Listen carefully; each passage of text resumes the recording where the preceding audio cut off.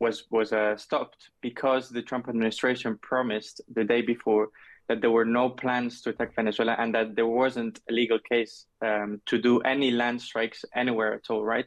So the idea was like, don't vote against us because we're not going to do it. And you think that that's probably swayed them? I'm just trying to get a sense of how dangerous you think this situation is right now. So, I mean, yeah, we can't forget that there is a massive buildup in the Caribbean. We even have the biggest aircraft carrier in the whole world coming into the region, right? So there is definitely an intention, if not to strike Venezuela, to intimidate the Venezuelan regime, right?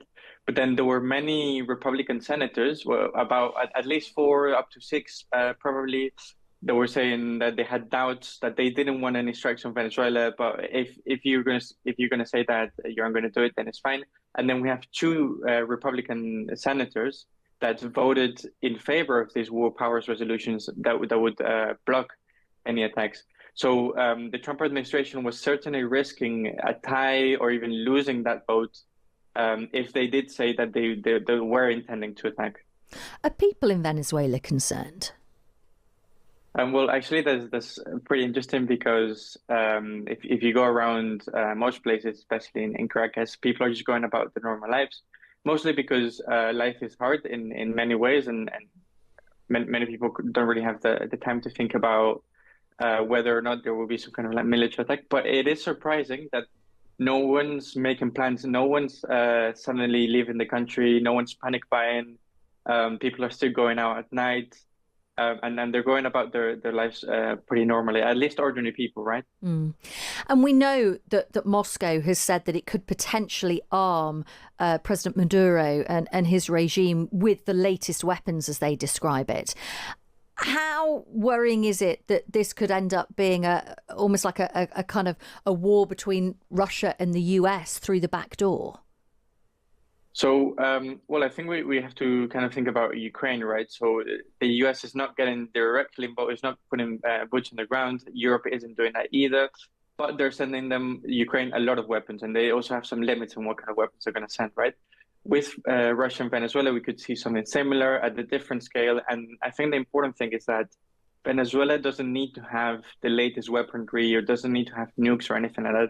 It just needs certain weapons that will cause enough harm to the US that the cost is not going to be worth it, right? So there are certain weapons that Ukraine used to take down helicopters that were really important in defending Kiev and slowing down the Russian advance, right? So we could see those kind of rocket launchers being deployed in Venezuela, which so, the US can destroy any army in the whole world, right? But the idea is to increase the cost of them acting.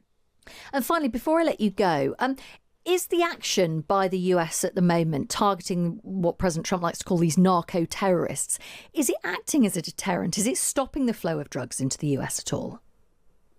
Well, I guess at the beginning we could say that that's happening, but the fact that they keep attacking boats after, well, more than 2 months now, it means that the boats are still going out into the sea, right?